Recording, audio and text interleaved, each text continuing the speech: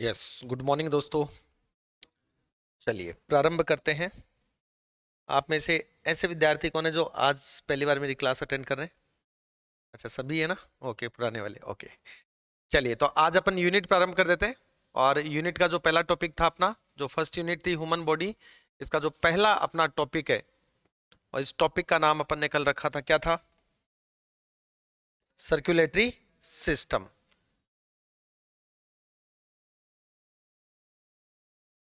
Circulatory system बोले तो परिसंचरण तंत्र। हेडिंग लगा लो, परिसंचरण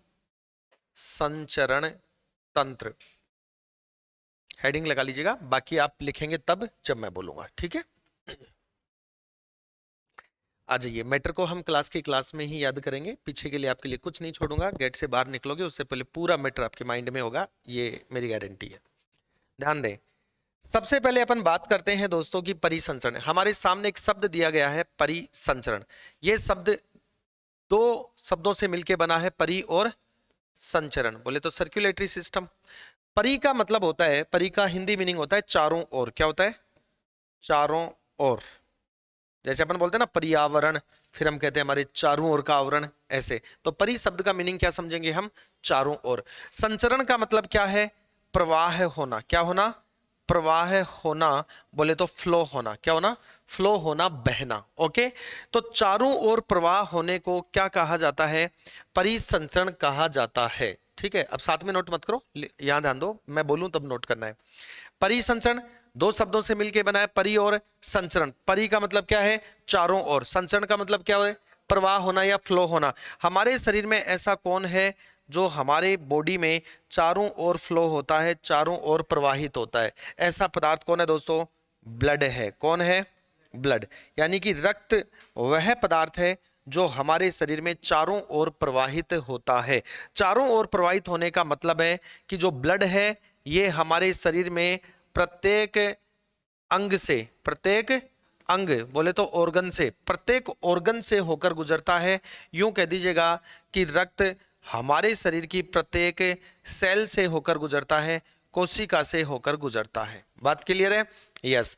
हम कैसे माने कि ये हमारे शरीर में चारों ओर प्रवाहित होता है? तो देखिए, कई बार क्या होता है, सिर में दर्द होता है। बिल्कुल होता है। सिर में दर्द हो रहा है, हमने ली टेबलेट। क्या ली? टेबलेट। टेबलेट कहाँ खाई? पेट में, स्टमक में, आमाशय में। लेकिन दर्द कहाँ का सही हुआ? सिर का। ठीक है, इसका मतलब कोई ना कोई तो है जो उस दवा को यहां से यहां तक लेकर जा रहा है। तो ऐसा कौन है? ऐसा वही है जो हमारे शरीर में चारों ओर प्रवाहित हो रहा है। और हमारे शरीर में चारों ओर जो फ्लो होता है वो कौन है? वो है ब्लड। कौन है? ब्लड है, रक्त है। दोस्तों, एक वैज्ञानिक जिनका नाम था डॉक्टर विलियम हार्वे। क्या नाम था? Doctor William Harvey. Doctor William Harvey साहब को परिसंचरण तंत्र का, या यूं कह दीजिएगा कि सर्कुलेटरी सिस्टम का जनक कहा जाता है। प्रश्न पूछता है कि परिसंचरण तंत्र का जनक कौन है? तो परिसंचरण तंत्र का जनक कौन है दोस्तों? और इस परिसंचरण तंत्र को हम कहते हैं एंजियोलॉजी। क्या कहते हैं? एंजियोलॉजी। ठीक है, तो एंजियोलॉजी है क्या? अब देखो एग्जाम में प्रश्न कैसे पूछेगा, आपको डायरेक्ट ये नहीं कहेगा कि एंजियोलॉजी का जनक कौन है। ये थोड़ी प्रश्न पूछेगा, ये तो सबको पता है, ये तो बता रहा हूं मैं। लेकिन वो आपसे पूछेगा कि एंजियोलॉजी क्या है। तो अब दो टर्म अपन यहां पर समझते हैं। सबसे पहले एक शब्द आ गया हमारे सामने, सबसे पहले कौन आया? ब्लड। अब इस रक्त का हम क्या करना चाहते हैं? अध्ययन, स्टडी। क्या करना चाहते हैं? स्टडी करना चाहते हैं। तो रक्त का अध्ययन, यही एक और प्रश्न बनता है, रक्त का अध्ययन। आप कहेंगे साहब ये क्या मामला है, आपने दो बार स्टडी ऑफ ब्लड लिख दिया। तो दोनों को समझेंगे कि मैंने ऐसा क्यों लिखा।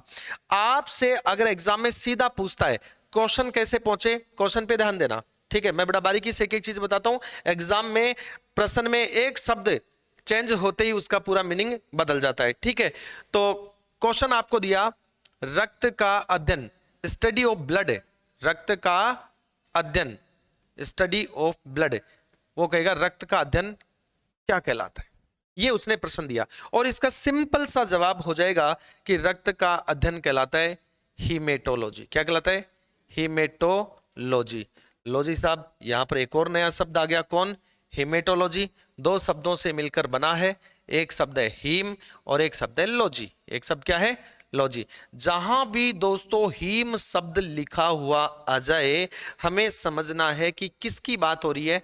ब्लड की बात हो रही है, रक्त की बात हो रही है। जहां भी हीम शब्द लिखा हुआ आ जाए, हमें तुरंत समझ जाना है कि मामला किसका है?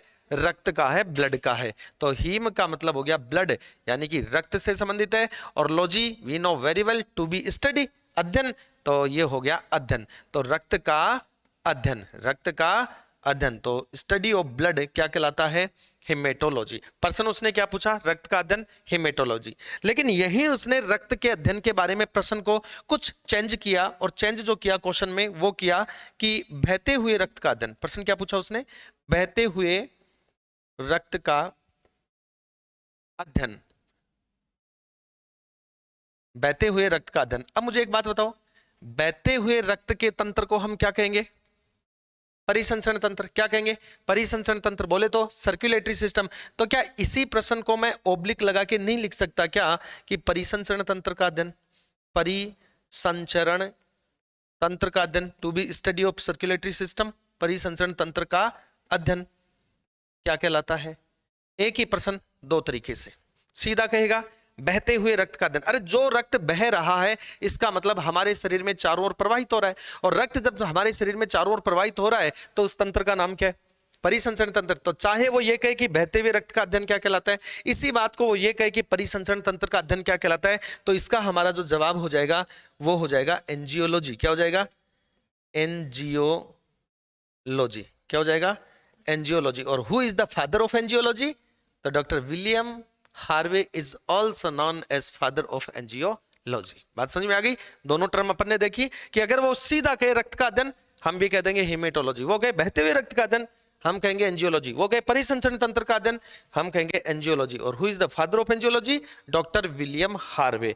वापस बैक आ जाइए, हम यहां बात कर रहे थे। तो हमने कहा कि हमारे टॉपिक का नाम है परिसंचरण तंत्र, जो दो शब्दों से बना है, परि और संचरण, यानी कि चारों ओर प्रवाहित होना। चारों ओर प्रवाहित होने वाला पदार्थ कौन है? ब्लड। इसका मतलब इस यूनिट की पूरी महाभारत किस पर टिकी हुई है? ब्लड पर टिकी हुई है। तो इस ब्लड के बारे में ही हम चर्चा करते हैं कि ये क्या है। और एग्जाम में एक बड़ा ही सिंपल क्वेश्चन पूछा गया कि व्हाट इज ब्लड। प्रश्न दिया गया रक्त क्या है ना? देखने में लगता है कि इतना सा प्रश्न दिया है, और जब एग्जाम में छोटे छोटे प्रश्न मिलते हैं हमें बड़ी खुशी होती है कि यार सिंपल होगा। लेकिन जो प्रश्न शब्दों में जितना छोटा होगा, मान के चलिए उसका आंसर उतना ही कठिन होगा। ठीक है, बड़ा प्रश्न लिखा होता है ना, वो इजी होता है। क्यों होता है? क्योंकि जब उसने इतना सारा लिख दिया तो कहीं ना कहीं कोई क्लू उसके अंदर है, तो हम उसको पकड़ लेते हैं। लेकिन छोटा सा लिखा रक्त क्या है, अब इसका क्या जवाब दें? तो प्रश्न पूछा गया रक्त क्या है, तो हम बात करते हैं इसके बारे में। तो रक्त एक तरल संयोजी उत्तक है, लिक्विड कनेक्टिव टिश्यू, तरल संयोजी उत्तक। तीन शब्दों में इसको हमने डिफाइन किया है कि रक्त क्या है? लिक्विड कनेक्टिव टिश्यू है। ठीक है, रक्त क्या है दोस्तों?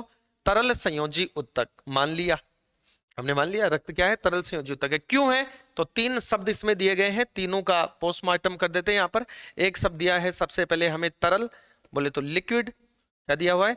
लिक्विड। और लिक्विड जो होती है, तरल जो होता है, ये होती है पदार्थ की अवस्था। क्या होती है? State of matter. पदार्थ की क्या होती है? अवस्था होती है। अब प्रश्न अगला उठता है कि किसी पदार्थ की अवस्थाएं कितने प्रकार की हो सकती हैं?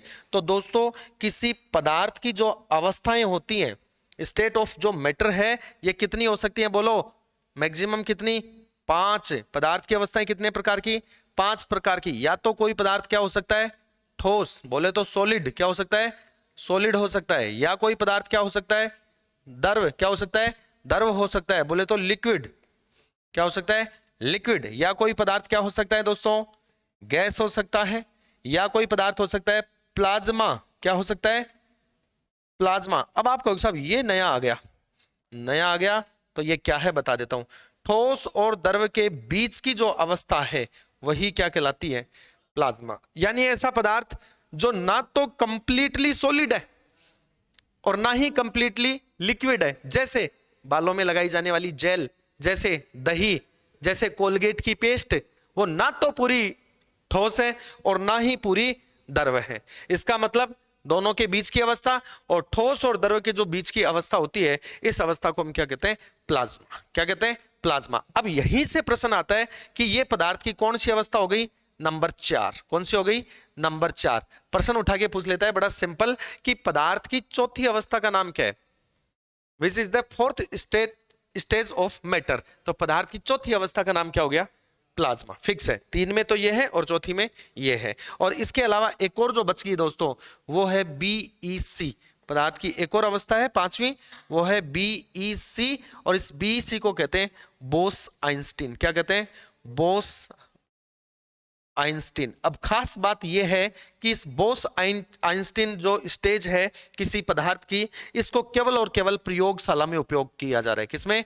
प्रयोगशाला में उपयोगी, प्रयोगशाला में। अब आपका उत्साह भी क्या है, तो इसके बारे में ज्यादा डिफाइन है नहीं, ठीक है। आपको सीधा ही समझना है। प्रश्न यहां से कैसे बना सकता है? आपको दिया द्रव, गैस, प्लाज्मा, बीईसी, 4 विकल्प दे दिए, ए बी सी डी। बताइए दिए गए चारों विकल्पों में से पदार्थ की उस अवस्था का नाम बताओ जो दैनिक जीवन में, एवरीडे साइंस में उपयोग नहीं आती। बीईसी केवल कहां उपयोग आ रही है? प्रयोगशाला में उपयोग आ रही है, ठीक है। तो हमने कहा कि रक्त क्या है? तरल संयोजी उत्तक है। तो तरल क्या है? अवस्था है। क्या है? अवस्था। और रक्त की अवस्था कैसी है? द्रव। और द्रव है तो हमने क्या कह दिया? और द्रव के लिए ही शब्द काम में लेते हैं क्या? बिल्कुल बात सही है कि हमारा रक्त तरल अवस्था में ही पाया जाता है, इसीलिए हमने एक शब्द काम में ले लिया ब्लड के लिए, क्या? तरल। ये तो बात समझ में आ गई कि रक्त तरल है। ये शब्द हमने क्यों लिया? क्योंकि इसकी अवस्था तरल है। दूसरा शब्द यहां पर लिखा हुआ है संयोजी। क्या लिखा हुआ है? संयोजी। दूसरा शब्द है दोस्तों कनेक्टिव। संयोजी, संयोजी बोले तो कनेक्टिव। और संयोजी का हिंदी मीनिंग ही होता है जोड़ने वाला। क्या होता है? जोड़ने वाला, ठीक है। बात समझ में आ रही है? संयोजी का मतलब क्या है? जोड़ने वाला। ये बात समझ में नहीं आई कि रक्त संयोजी है मतलब जोड़ने वाला है, तो किसको जोड़ता है, क्यों जोड़ता है, कैसे जोड़ता है? मुझे एक बात बताइए, हमारे शरीर में प्रत्येक कोशिका से, जब मैंने कोशिका का ही नाम ले दिया तो प्रत्येक भाग अपने आप ही आ गया, हमारे शरीर में प्रत्येक कोशिका से होकर गुजरने वाला पदार्थ कौन है? ब्लड है। इसका मतलब सभी अंगों को आपस में क्या कर रहा है? जोड़ रहा है। पैर के अंगूठे पे चोट लगी, इंजेक्शन अपन ने आईएम लगवाया, इंट्रामस्कुलर लगाया, घाव कहां का सही हो रहा है? अंगूठे का। सिर में दर्द हुआ, टेबलेट पेट में ली, लेकिन दर्द कहां का सही हो रहा है? सिर का। इसका मतलब कोई ना कोई तो है जो इसको यहां से कनेक्ट कर रहा है, इसको पैर से कनेक्ट कर रहा है, यानी सभी अंगों को आपस में जोड़ रहा है। और जो जोड़ने का काम करता है उसी के लिए कौन सा शब्द काम में लिया? संयोजी बोले तो कनेक्टिव। क्या काम में लिया? कनेक्टिव शब्द हमने काम में लिया। और कौन है? ब्लड है। सभी अंगों से होकर गुजरता है, इसलिए सभी को जोड़ता है। वो कौन है? रक्त है। ये बात भी हमें समझ में आ गई कि रक्त को हमने संयोजी क्यों कहा। तीसरा शब्द है टिश्यू, उत्तक। तीसरा शब्द क्या है दोस्तों? उत्तक बोले तो टिश्यू। ये बात समझ में नहीं आई कि रक्त उत्तक कैसे हुआ। तो पहले ये तो समझो कि उत्तक होता क्या है, व्हाट इज टिश्यू। तो टिश्यू क्या होता है दोस्तों? Group of cell, group of cell, that is called tissue. कोशिकाओं का समूह क्या कहलाता है? उत्तक। कोशिकाओं का समूह क्या कहलाता है?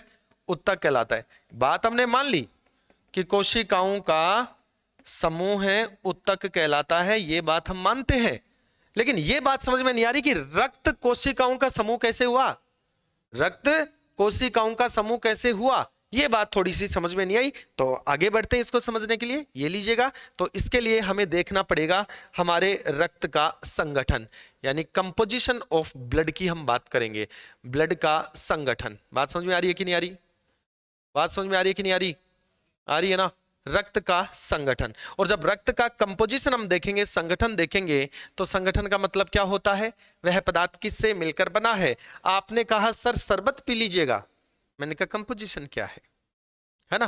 क्या कंपोजिशन क्या है, यानी कि संगठन क्या है, अर्थात ये किस किस से मिलकर बनी है, यही तो करेंगे। तो रक्त के संगठन का मतलब है कि रक्त किन किन से मिलकर बना है, अर्थात रक्त के अंदर क्या क्या उपस्थित है। तो दोस्तों रक्त में 2 प्रकार के पदार्थ उपस्थित हैं, जिनमें एक पदार्थ का नाम है कणिकाएं। क्या नाम है?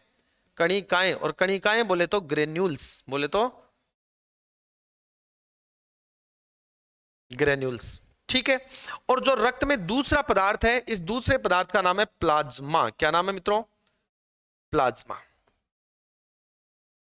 बात क्लियर? तो बताओ रक्त में कितने प्रकार के पदार्थ? 2। कौन कौन से? ग्रेन्यूल्स और प्लाज्मा, कणिकाएं और प्लाज्मा। बात सही है? तो आगे ध्यान दीजिएगा। आगे चलते हैं तो हमें पता चलता है कि ये कणिकाएं भी 3 प्रकार की होती हैं। कितने प्रकार की? 3 प्रकार की। कौन कौन सी? एक का नाम है आरबीसी। एक का नाम क्या है? एक का नाम है दोस्तों आरबीसी, दूसरी का नाम क्या है? डब्ल्यूबीसी, तीसरी का नाम क्या है? प्लेटलेट्स। बात समझ आ रही कि नहीं आ रही? हमने कहा रक्त का संगठन, रक्त में कितने प्रकार के पदार्थ हैं? रक्त में 2 प्रकार के पदार्थ हैं। पहला ग्रेन्यूल्स, दूसरा ओके। ग्रेन्यूल्स कितने टाइप की? 3 टाइप की। नंबर 1, नंबर 2 और नंबर 3। दोस्तों पता चला कि आरबीसी कौन है? तो पता है ना हमें, तो आरबीसी तो कोशिका है, red blood corpuscle. RBC तो कोशिका है, इसका मतलब ये आरबीसी कौन है? ये है सेल। बोलिए ये डब्ल्यूबीसी कौन है? डब्ल्यूबीसी भी कोशिका होती है, तो सेल। प्लेटलेट्स भी क्या होती हैं? सेल। एक कहानी क्लियर हो गई कि रक्त में सेल तो है। यहां तक तो ये नहीं पता था कि रक्त में उत्तक क्यों कहा, क्योंकि उत्तक तो कोशिकाओं का समूह होता है। तो हमने जब रक्त का संगठन देखा तो पता चला कि हो सकता है मामला, क्योंकि रक्त के अंदर कोशिकाएं तो उपस्थित हैं, कोशिकाएं तो उपस्थित हैं। अब हमने क्या किया देखो, अब हमने एक काम किया और वो काम किया ये एक व्यक्ति है, ठीक है, और इस व्यक्ति का नाम कालूराम। क्या है? ये है भाई साहब कालूराम जी। कालूराम जी का हमने निकाला ब्लड। क्या निकाला? अब कितना निकाला ये भी तो डिपेंड करता है। तो हमने कालूराम जी का ब्लड निकाला। कितना? बताता हूं कितना निकाला।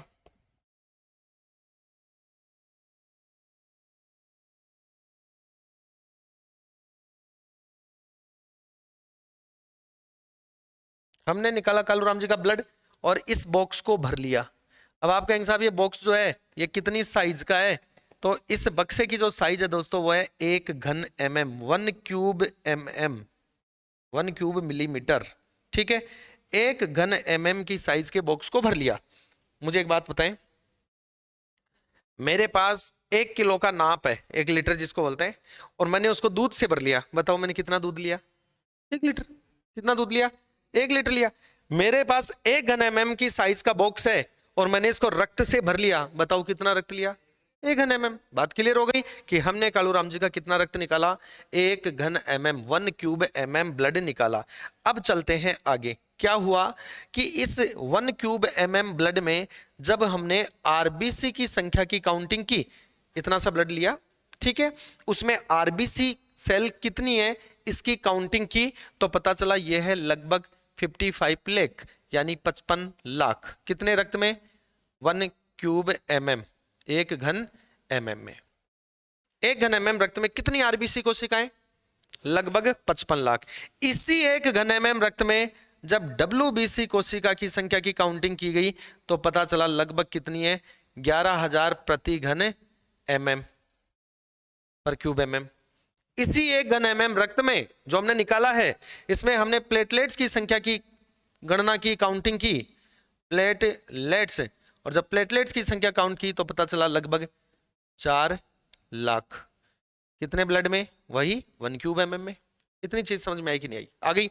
अब देखो मैं क्या समझाना चाह रहा हूं कि जब इतने से ब्लड में 55 लाख आरबीसी हैं, 11,000 डब्ल्यूबीसी हैं, 4 लाख प्लेटलेट्स हैं, तो मुझे एक बात का जरा जवाब दीजिएगा कि कालूराम जी के शरीर में कुल ब्लड कितना है?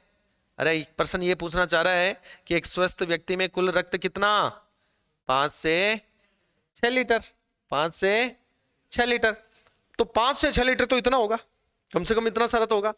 1 घन mm में इतने से में 55 lakh RBC, 11,000 WBC, 4 lakh platelets. तो कल्पना करो कि पूरे 5 से 6 लीटर में कितनी आरबीसी होंगी? 1 घन mm के 6 लीटर में कितने हो सकते हैं? बहुत ज्यादा, बहुत ज्यादा, सीधा बोल दो बहुत ज्यादा। ठीक है, पूरे रक्त में डब्ल्यूबीसी कितनी है? बहुत सारी है। पूरे रक्त में प्लेटलेट्स कितनी है? बहुत सारी है, क्योंकि जब इतने से रक्त में 4 लाख हैं तो 6 लीटर में तो बहुत सारी होंगी। इसका मतलब हमें एक चीज और क्लियर हो गई कि हमारे रक्त में जो आरबीसी, डब्ल्यूबीसी और प्लेटलेट्स कोशिकाएं पाई जाती हैं, ये संख्या में अत्यधिक मात्रा में होती हैं, संख्या में अत्यधिक मात्रा में होती हैं। और ये बताइए कि इस क्लासरूम में मान लो अपन 100 स्टूडेंट बैठे हैं और पास के क्लासरूम में 300 स्टूडेंट बैठे हैं, तो समूह ज्यादा कहां बनेगा? ग्रुप कहां बनेगा? गैंग ज्यादा कहां बनेगी? पास वाले में, क्योंकि हम जानते हैं कि जहां संख्या ज्यादा होती है वहां समूहन या ग्रुपिंग ज्यादा होता है। तो हमारे पूरे रक्त में अरबों मिलियन संख्या में आरबीसी सेल हैं, हमारे ब्लड में अरबों मिलियन संख्या में डब्ल्यूबीसी है, अरबों मिलियन संख्या में प्लेटलेट्स हैं। तो क्या सभी आरबीसी जो हमारे ब्लड में वो क्या नहीं बनाएंगी, क्या ग्रुप नहीं बनाएंगी, क्या समूह बनाएंगी? डब्ल्यूबीसी भी आपस में क्या बनाएंगी, ग्रुप बनाएंगी, समूह बनाएंगी। प्लेटलेट्स भी अत्यधिक संख्या में हमारे ब्लड में है, इसलिए ये भी आपस में क्या बनाएंगी, समूह बनाएंगी, ग्रुप बनाएंगी। देखो यहां पर क्या हो रहा है, ध्यान दें, क्या बन रहा है, समूह। कौन बना रही है, सेल। ये सेल का नाम क्या है, प्लेटलेट, जो किसमें है, कणिका में। ये किसमें उपस्थित है? इसका मतलब हमें समझ में आ गया कि रक्त में कोशिका है और वो क्या बनाती है, ये भी कोशिका है, क्या बना रही है, ये भी कोशिका है, क्या बना रही है। ये तीनों ही कोशिकाएं किसमें है, तीनों ही कोशिकाएं किसमें है, और ब्लड में क्या बना रही है। और जब कोशिका समूह बनाती है तो क्या कहलाता है, और ये सारी कोशिकाएं समूह किसमें बना रही हैं, इसलिए हमने रक्त को क्या कहा, इसलिए रक्त का नाम हो गया तरल संयोजी उत्तक। बात समझ में आई या नहीं आई? आ गई कि व्हाट इज ब्लड, रक्त क्या है, तो रक्त तरल संयोजी उत्तक है। तरल क्यों है बताया मैंने, संयोजी क्यों है बताया, और टिश्यू क्यों है, बात आपको समझ में आ गई। चलिए आगे चलते हैं। यहां से पैरेलल एग्जाम में हमेशा जो चीज होती है उसके पास वाली चीज को एग्जामिनर ज्यादा उठा के लाता है। वो एग्जामिनर सोचता है कि बच्चे ने ये तो पढ़ लिया होगा कि रक्त क्या है, तो वो जवाब दे देगा तरल संयोजी उत्तक है, लेकिन वो थोड़ा सा हट के काम करता है। और जब हट के काम करता है तो आपको क्या पूछ सकता है, जैसे मैं फैक्ट लगा के लिख देता हूं। फैक्ट्स नंबर 1, वो आपसे कहेगा कि हड्डियां क्या है, हड्डियां, ठीक है। वो आपसे पूछ सकता है मांसपेशियां, मसल्स, मांसपेशियां, मसल्स क्या है। पहले तो क्या पूछा था उसने, रक्त क्या है, व्हाट इज ब्लड, तो हमने जवाब दे दिया फटाक से, क्या, तरल संयोजी उत्तक है। लेकिन अब उसने क्या पूछ लिया, हड्डियां क्या है। तो हड्डियां तरल होती है क्या, हड्डियां लिक्विड है क्या, कोमल है क्या, सॉलिड है, कठोर है, यस कठोर है। हड्डियां कैसी है, कठोर है, सॉलिड है, तो हम क्या कहेंगे, हड्डियां हैं कठोर संयोजी उत्तक, कठोर संयोजी उत्तक, ठीक है, हार्ड कनेक्टिव टिश्यू है।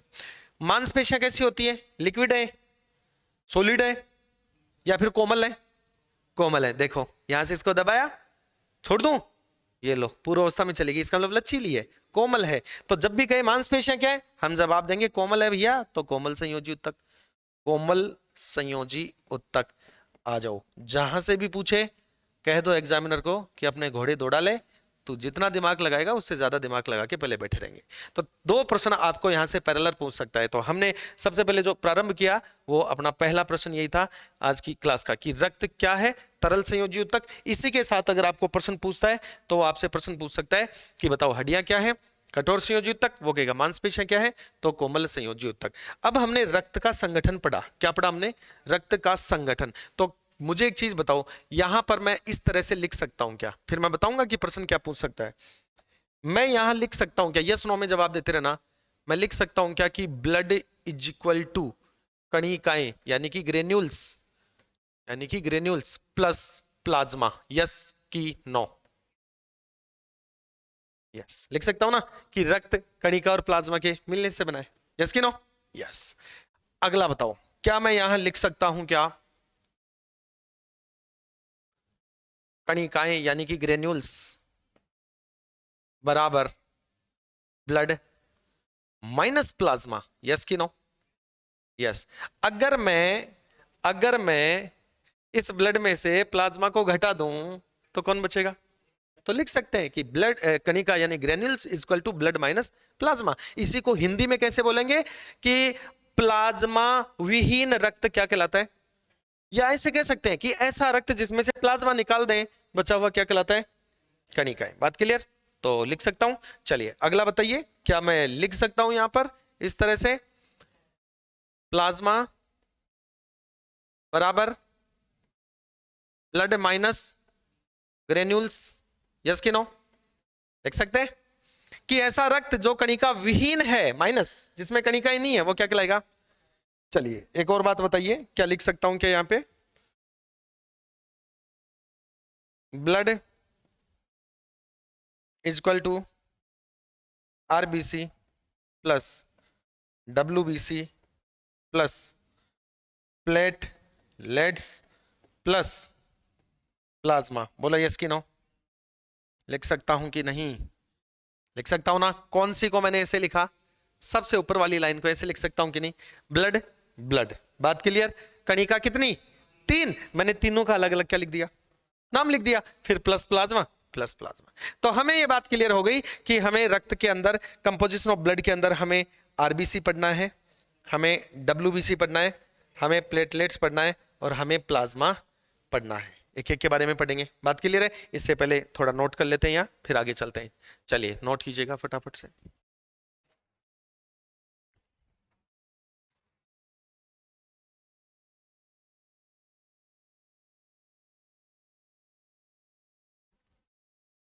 मैं बोल के note करवाऊं?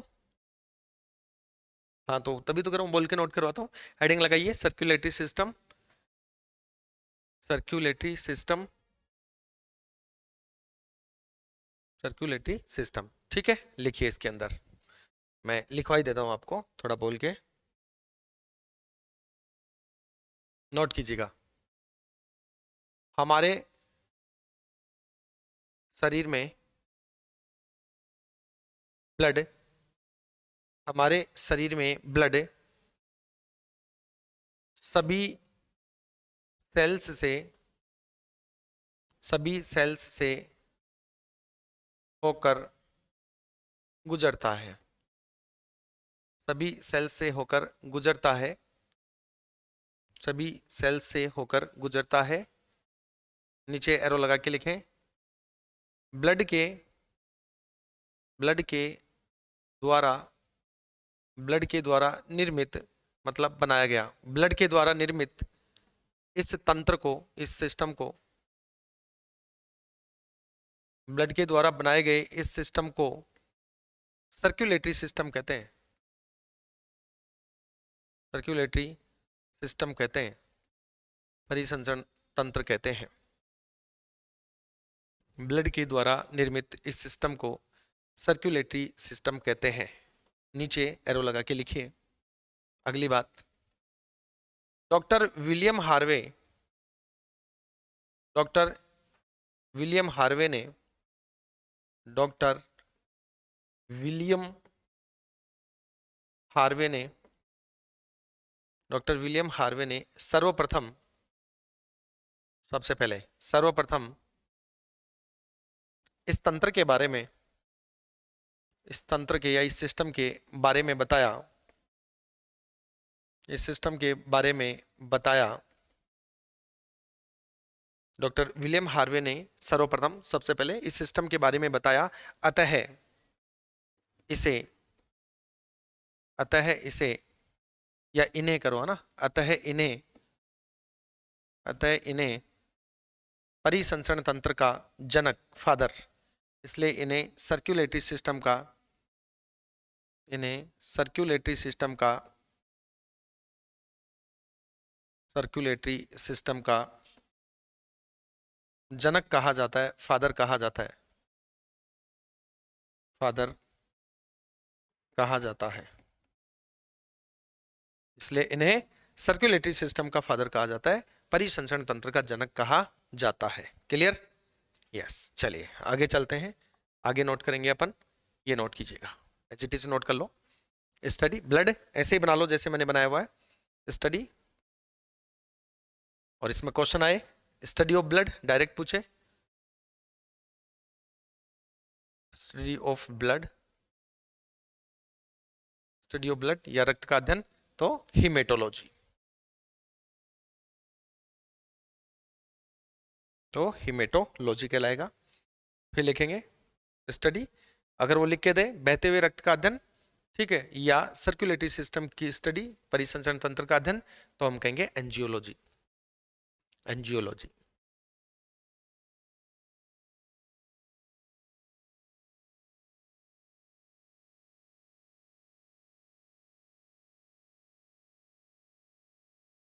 Angiology.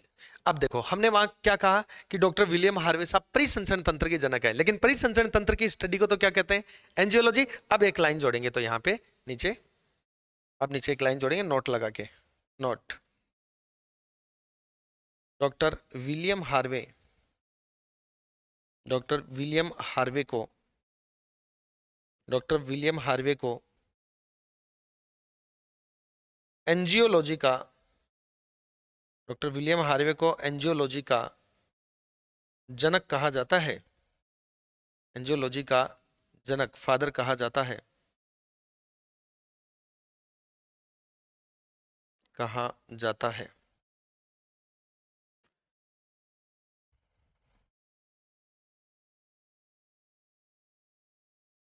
Doctor William Harvey को एंजियोलॉजी का क्या कहा जाता है, जनक कहा जाता है। नेक्स्ट आगे बढ़िए दोस्तों, लिखिए हेडिंग लगाइए, व्हाट इज ब्लड, रक्त क्या है, ऐसे करके हेडिंग लगा लो, रक्त क्या है ऐसे करके हेडिंग लगा लो, अंडरलाइन करो, अंडरलाइन कीजिएगा। अब लिखो नीचे एरो लगा के, रक्त या ब्लड तरल संयोजी ऊतक है, बोले तो लिक्विड कनेक्टिव टिश्यू है।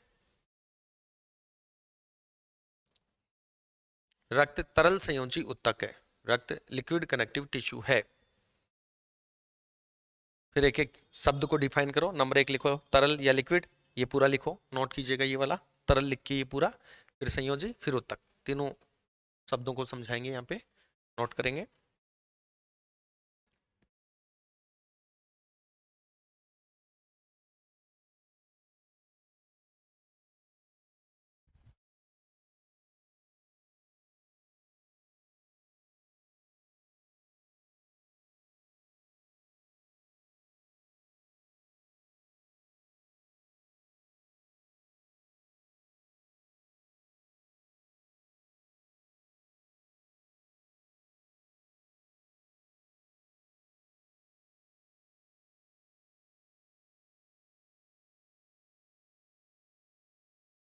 हमने कहा रक्त तरल संयोजी ऊतक है, लिक्विड कनेक्टिव टिश्यू है। लिक्विड का मीनिंग क्या है लिखेंगे, पदार्थ की अवस्था 5 प्रकार की हो सकती है, सॉलिड, लिक्विड, गैस, प्लाज्मा और बीईसी।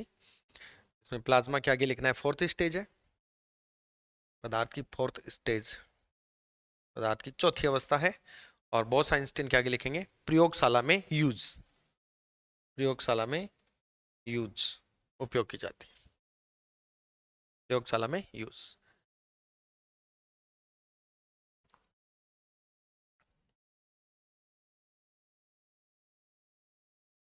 कनेक्टिव, कनेक्टिव लिखा ना मैंने, ये लिखा है यहाँ,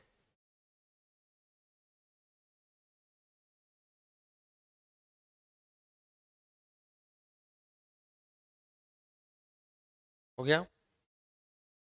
नंबर 2 लिखेंगे संयोजी, कनेक्टिव जोड़ने वाला होता है, उसके लिए ये वर्ड काम में लेते हैं। और नंबर 3 उत्तक, टिश्यू, ग्रुप ऑफ सेल को टिश्यू कहते हैं, कोशिकाओं का समूह जो होता है उसे उत्तक कहते हैं, ठीक है।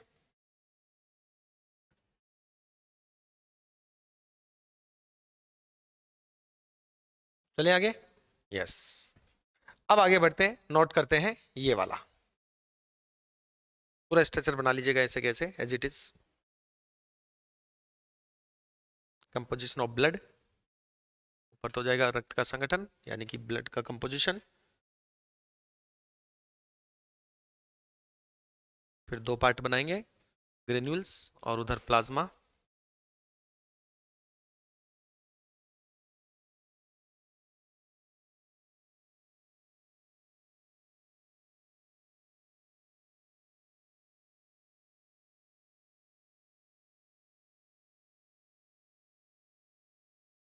पूरा नोट करेंगे एज इट इज।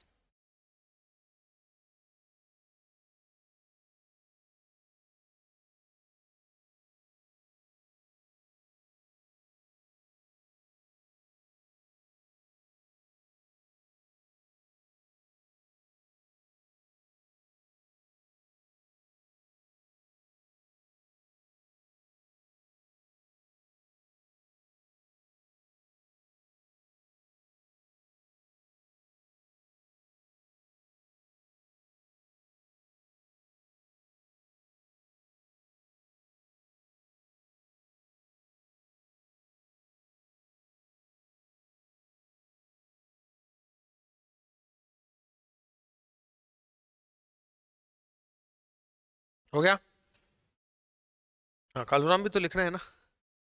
ठीक है, आपने ब्लड किसका निकाला? ठीक है,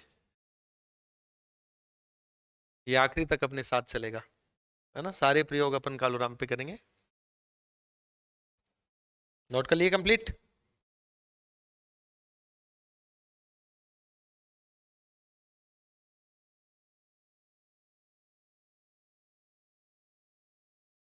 हाँ, पूरा कंप्लीट।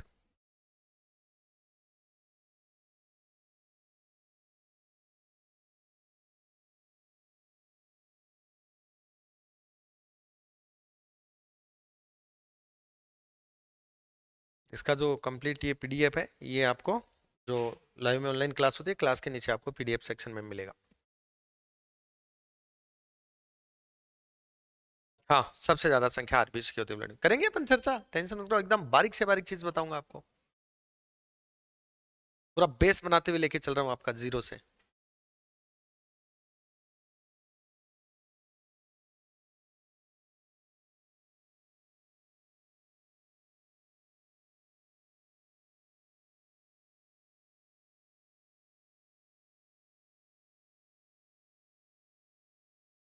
रक्त का संगठन, कणिकाएं, प्लाज्मा कणिकाएं 3, आरबीसी डब्ल्यूबीसी प्लेटलेट्स, सेल हैं, ग्रुप बनाती हैं।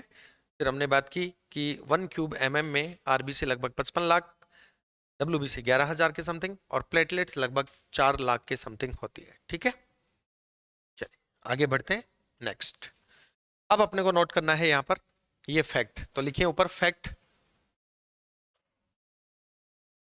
फैक्ट में नंबर 1 लिखेंगे बॉन्ड्स क्या है, तो कठोर संयोजी उत्तक है, solid connective tissue,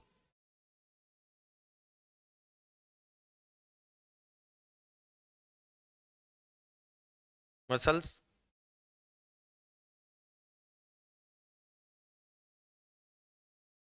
soft connective tissue, है ना।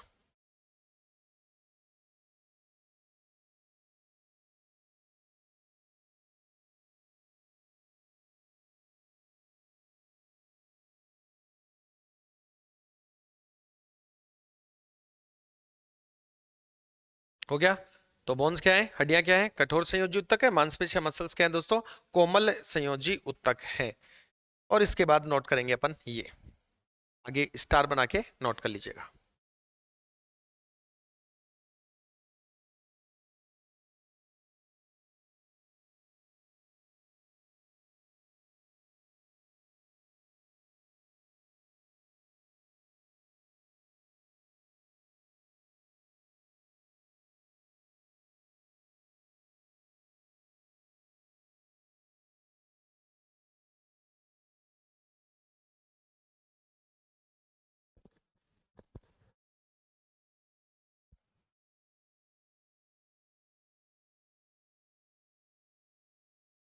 तो ब्लड बराबर कणिका plus plasma, granules plus plasma, granules होती है ब्लड माइनस प्लाज्मा, प्लाज्मा होता है ब्लड माइनस कणिकाएं। और इसको हम लिख सकते हैं blood is equal to RBC plus WBC plus platelets plus plasma.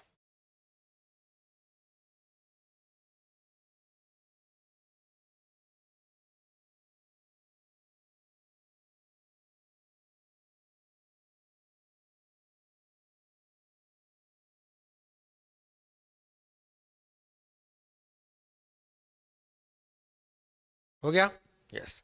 अब हम आगे जो चर्चा करेंगे, वो चर्चा अपन किसके बारे में करेंगे, सबसे पहले तो हम आरबीसी के बारे में पूरा अध्ययन करेंगे कंप्लीट। ठीक है, इसके बाद हम डब्ल्यूबीसी के बारे में अध्ययन करेंगे। नेक्स्ट हम प्लेटलेट्स के बारे में, प्लेटलेट्स के बारे में पढ़ेंगे। और इसके बाद हम प्लाज्मा के बारे में पढ़ेंगे। तो इन सब के बारे में अध्ययन करने के बाद हमारा एक छोटा सा इस टॉपिक का जो एक पॉइंट है, कौन, ब्लड, इसका कंपोजिशन कंप्लीट हो जाएगा। फिर अपना इस यूनिट में क्या क्या बचता है मैं बता देता हूँ। ब्लड पढ़ने के बाद हम बात करेंगे ब्लड ग्रुप की। क्या पढ़ेंगे, ब्लड ग्रुप। ब्लड ग्रुप के बाद में हम बात करेंगे आरएच फैक्टर की, आरएच कारक की बात करेंगे।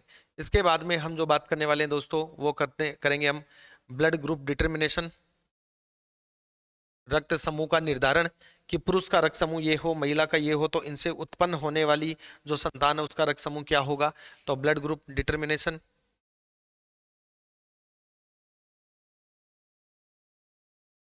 Blood group determination. इसके बाद हम जो है इसी में हम बात करेंगे दोस्तों हार्ट के बारे में, इसके बारे में हार्ट के बारे में अपन बात करेंगे। तो ये सारे जो पॉइंट हैं ये अपने रहने वाले हैं, और कुछ शेष जो है वो फैक्ट के रूप में अपन कुछ बातें इन्हीं में करेंगे। ये सारे बिंदु जो हैं वो अपने पहले टॉपिक के हैं, सर्क्यूलेटरी सिस्टम के।